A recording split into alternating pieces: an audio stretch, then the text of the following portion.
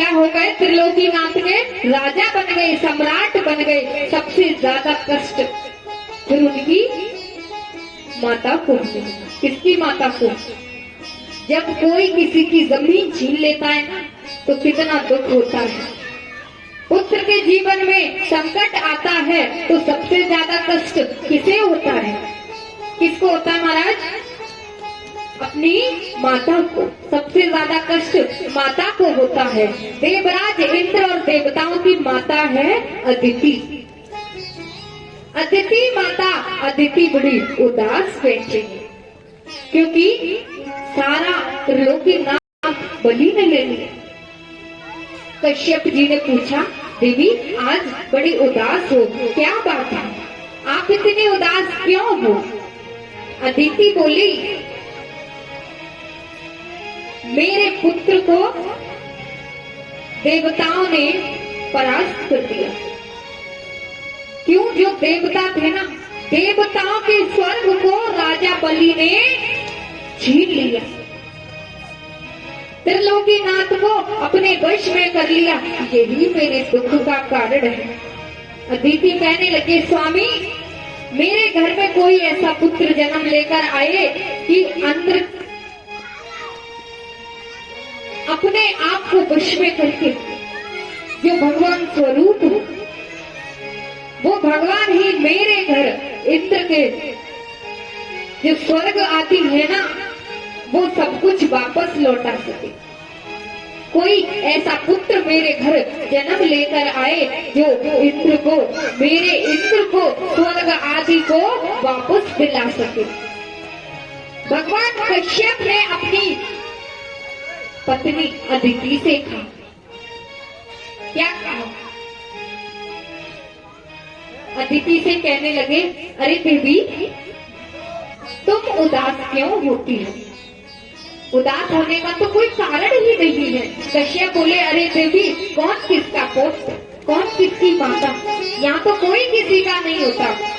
अदिति, पुत्र के जीवन में संकट आने से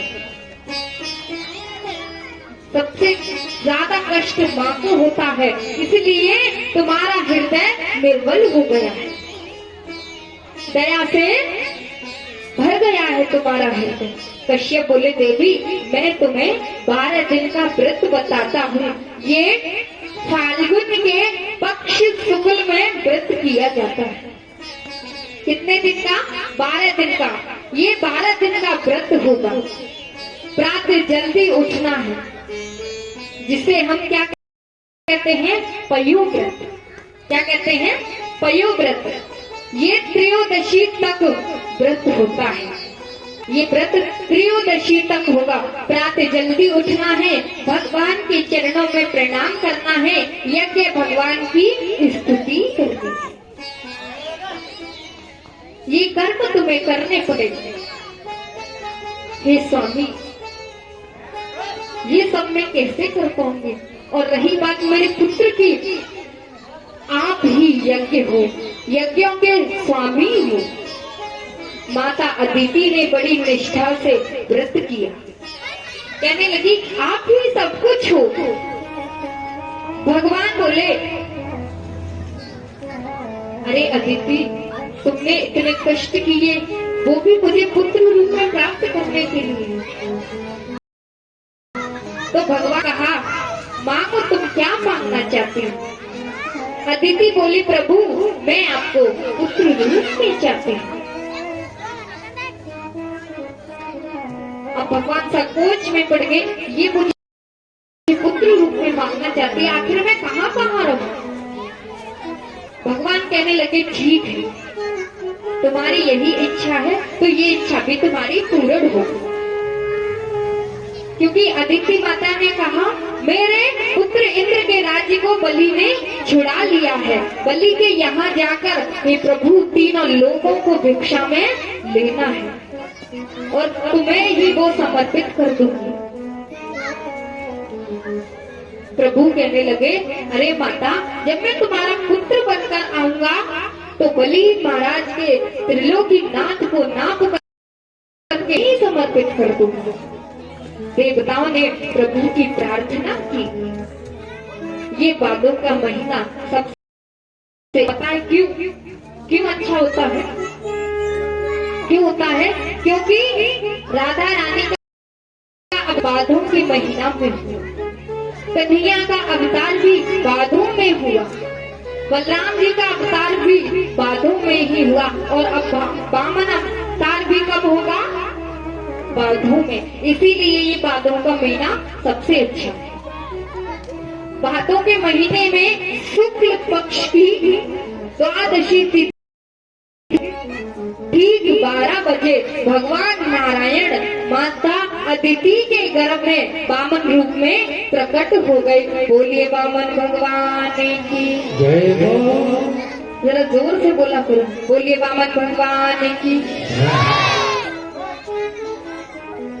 जब वामन भगवान प्रकट हो गए, इतनी सुंदर प्रभु की झांकी, वामन भगवान की झांकी, देवताओं ने मिलकर वामन भगवान का स्वागत किया, पुष्प बरसाए, उनके दर्शन किए, और सभी ने बृहस्पति जी ने आकर जनेऊ धारण करवाया। वामन भगवान को बृहस्पति जी ने आकर जनेऊ धारण करवाया। विरसाओं के स्वामी ने जगत पिता ने भी आकर उनके दर्शन किए, जगत पिता को छत्र समर्पित किया। उन्होंने क्या? छत्र समर्पित किया। ये छाता होता है ना, वही वो वामन भगवान को समर्पित किया। ब्रह्मा जी ने भगवान को कमंडलू समर्पित किया। क्या? कमंडलू, जो संत रखते हैं ना, वही ब्रह्मा जी ने समर्पित किया। ऋषियों ने भगवान को कुशा समर्पित की, खड़ाऊ समर्पित किए, चरणों में उनके खड़ाऊ समर्पित किए, सभी समर्पित किया। बाल कृष्ण प्रभु वामन भगवान के रूप में प्रकट हो गए। वामन भगवान के रूप में प्रकट हो करके वो बालक का स्वरूप बनाकर रहने लगे। जब वो बालक का स्वरूप बनाकर रहने लगे तो सभी लोग, वो बोने थे, कैसे बोने, तो सभी लोग उनकी पूजा किया करते थे, पूजन किया करते थे। उनके हाथ में कमंडलू देखा तो इसीलिए सब लोग उनकी पूजा किया करते थे। जो माता अदिति को वचन दिया था, वही वचन पूरा करने के लिए भगवान ने अवतार लिए, और अब वचन पूरा करने का समय भी आ गया। उनको कमंडलू देगी ना,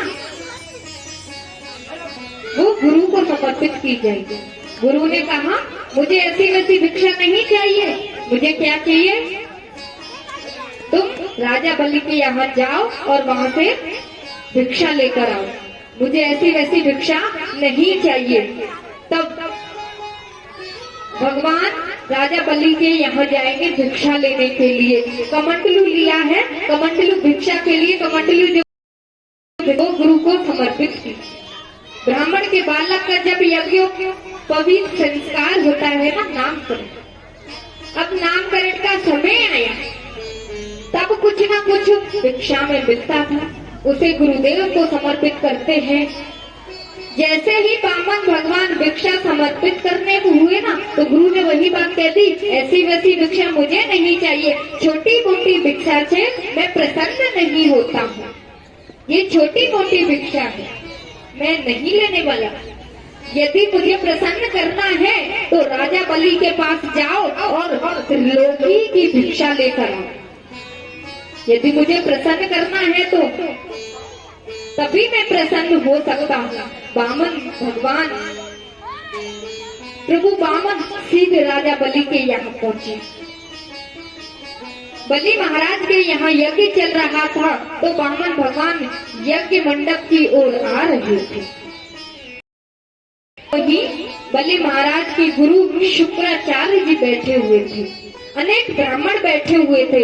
राजा बलि ने जैसे ही भगवान को अपनी ओर आते हुए देखा, विचार करने लगा कि ऐसा प्रतीत हो रहा है कि साक्षात प्रभु मेरी ओर आ रहे हैं, शायद मुझे ऐसा प्रतीत हो रहा है। इतना सुंदर स्वरूप, इतना प्रकाश पहले कभी नहीं देखा।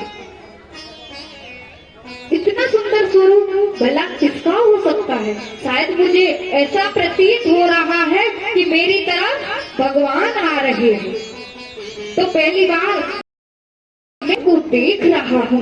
बामन भगवान नजदीक आए, समीप आ गए। बामन प्रभु को देखते ही देखते राजा बलि हवन से खड़े हो गए, और जैसे ही खड़े हुए बलि ने बामन भगवान का स्वागत किया।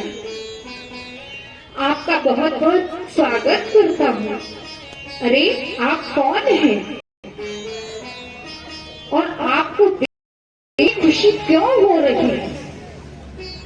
बामन भगवान भी गदगद होने लगे, खुश होने लगे। उन्हें भी बहुत खुशी हुई। बोले, अभी तो मेरा सम्मान कर रहा है, मुझे प्रणाम कर रहा है, देखूंगा भी।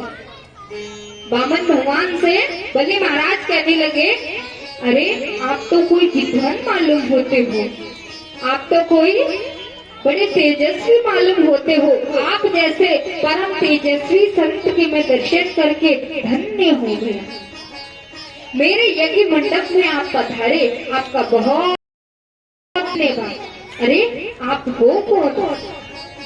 और आप में मुझे ऐसा लगता है कि शायद मैंने आज भगवान के दर्शन कर लिए। तब बलि महाराज की इतनी प्रशंसा करने के बाद में भगवान अपने साक्षात रूप धारणा सुन करके बड़े प्रसन्न हुए और कहने लगे, अभी तो बड़ा प्रसन्न हो रहा है। बलि महाराज उनकी प्रशंसा किए जा रहा कह रहा मैं बड़ा भाग्यवान हूँ। शुक्राचार्य जी ने सब कुछ देखते रहे। तब भगवान कहने लगे, अरे महाराज, मैंने सुना है आप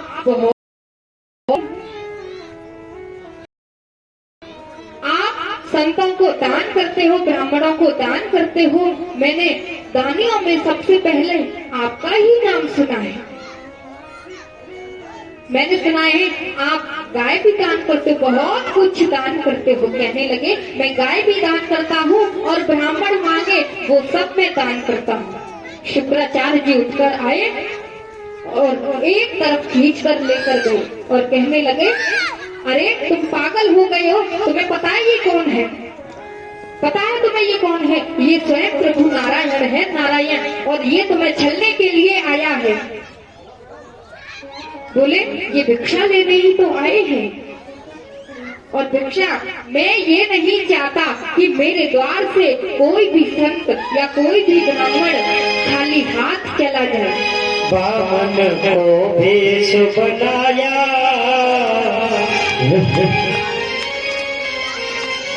बलि बामन को भेष बनाया,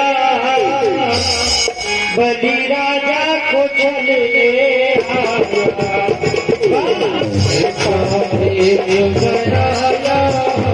बलि राजा को चले आया, ओ बलि राजा को चले आया, ओ बलि राजा को चले आया, ओ बलि राजा को चले आया, ओ बलि राजा को चले